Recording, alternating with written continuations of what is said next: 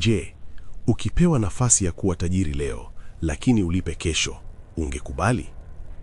Katika kijiji kimoja kilichosahaulika na dunia, kulikuwa na kisima. Kisima ambacho hakikutoa maji, kilitoa pesa. Lakini kila sarafu ilikuwa na bei, na bei yake haikuwa ndogo. Kabla hatujaendelea, fanya kitu cha umuhimu sana kwangu. Like video hii na kisha subscribe akaunti hii. Maana hapa ni utapata stori nzuri tu. Haya, tuendelee. Kizingani kilikuwa kijiji kame. Ardhi ilikuwa imepasuka kama ngozi ya mtu aliyechoka. Mazao hayakuota, ng'ombe walikonda, watoto walilala njaa. Upepo ulivuma juu ya vumbi kama kilio cha kitu kilichopotea. Katikati ya kijiji hicho kulikuwa na mbuyu mkubwa wa kale, na chini yake kisima kilichofunikwa kwa mawe mazito.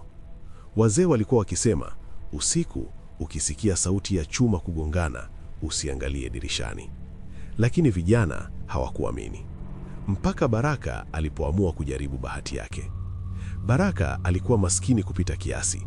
Mama yake alikuwa mgonjwa, madeni yalikuwa yamemzonga, na kila alichogusa kilionekana kuharibika.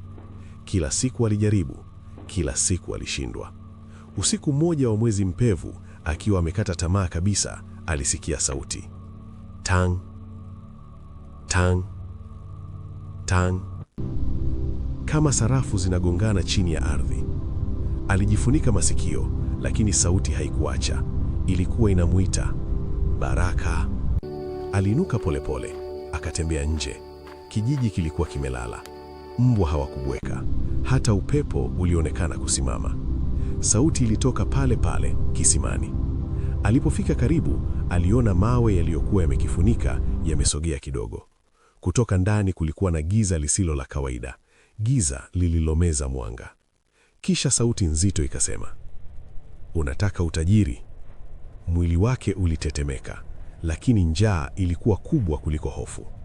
Ndiyo, alinong'ona. Sauti ikasema, kila utakachotupa humu nitakizidisha mara 100, lakini nitachukua kitu chenye thamani sawa. Baraka alicheka kwa hofu. Nina nini cha thamani zaidi ya umaskini wangu? Alichomoa saa ya baba yake marehemu. Ilikuwa kumbukumbu pekee iliyobaki. Aliishika kwa sekunde chache, akakumbuka sauti ya baba yake, kisha akaifumba macho na kuitupa ndani ya kisima. Kimya. Halafu mlio mkubwa wa chuma. Ghafla noti zililipuka juu kutoka gizani, zikaruka hewani kama ndege waliotoka kuzimu, zikaanguka miguuni mwake. Pesa halisi, nyingi, za kutosha kubadilisha maisha yake. Baraka alipiga magoti, alichukua pesa zote na kukimbia nyumbani. Lakini alipofungua mlango, alihisi baridi isiyo ya kawaida. Mama yake alikuwa amelala kimya, uso wake umetulia kupita kawaida. Hakupumua. Madaktari hawakuona sababu, lakini Baraka alijua. Kisima kilikuwa kimechukua malipo. Alipaswa kuacha hapo, lakini tamaa haishibi. Baada ya mazishi, alirudi tena. Safari hii akatupa mbuzi wake, akapata pesa mara 100. Siku iliyofuata, nyumba yake ikaungua moto usiojulikana chanzo. Hakukoma. Akatupa hati ya shamba, akapata mamilioni.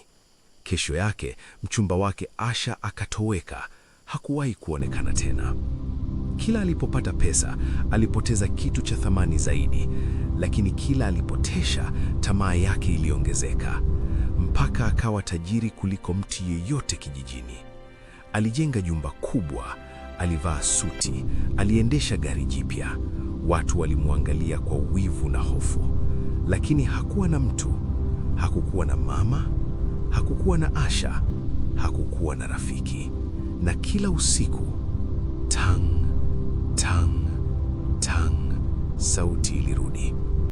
Safari hii haikutoka kisimani, ilitoka chini ya sakafu yake. Sauti ilisema, bado mnadaiwa. Baraka alipiga kelele, nimekupa kila kitu. Sauti ikajibu, bado una kitu cha thamani kuliko vyote. Nini?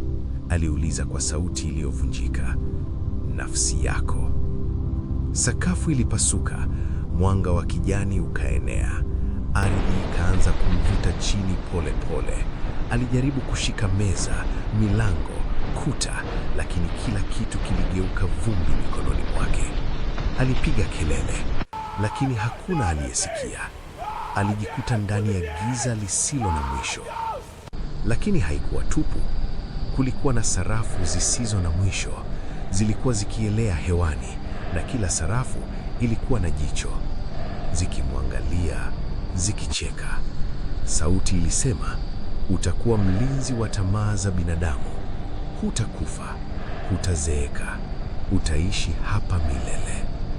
Miaka ilipita, kijiji kilisahau, lakini kisima hakikusahau. Siku moja, msichana mdogo aitwaye Neema alicheza karibu na mbuyu.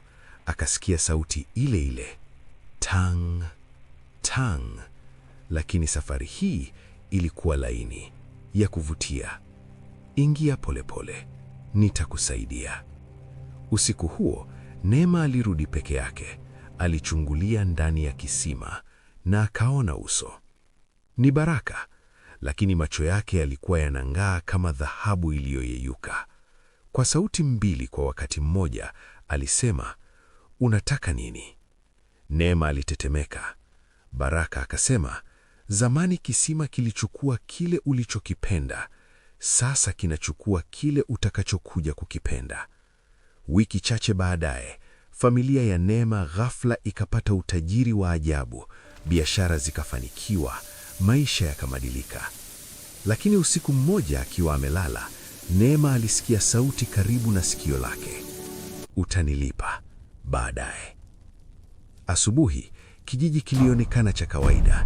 Kisima kilikuwa kimetulia chini ya mbuyu, lakini chini ya ardhi, Baraka alisimama kwenye bahari ya sarafu zisizo na mwisho, akimngojea anayefuata. Na kila mwezi mpevu ukijaa, sauti ile husikika, tang tang tang. Na kama utaisikiliza kwa makini sana, utaona sauti inaita jina lako. Najua umeenjoy kusikiliza kisa hiki. Tafadhali like, comment na kusubscribe katika channel hii kama umeipenda.